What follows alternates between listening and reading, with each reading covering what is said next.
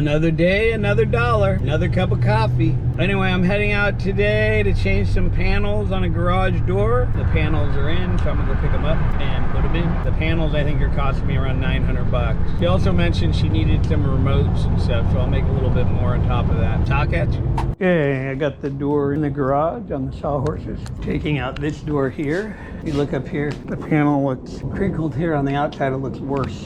But we're changing out these sections, $3,900 job. Probably get a little more because she needs some remote controls as well. So I'm gonna go ahead and get started. Door's coming down. It's been about 5 minutes. I got the panels on the truck. The door, it's up, ready to go. Here's the top panel. I just gotta put the top panel up. This is why I like Wayne Dalton. You just flip the hinge up. Hinges they're already on the door. The bottom fixtures are already on.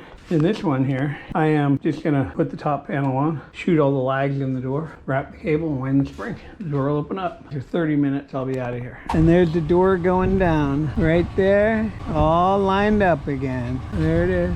She gave $1,900. She paid the balance of $2,100. So that was actually $4,000 for that job. And the door cost me about $1,000. I made $3,000 clear, which is pretty good money for a couple hours work. I'm pulling up here. I'm visiting my dad's cemetery here. But you know what? Time goes by so fast. You don't have time to sit around and waste, you know? Time is precious. You got to go out and do it. You can't just say, oh, I'm going to do it, and then never do it, because then you're never going to do it. That's an excuse. For all of you guys that are interested in doing garage doors, garage door repairs, we have a free lesson for you below. So click the link below, and don't forget to like and subscribe.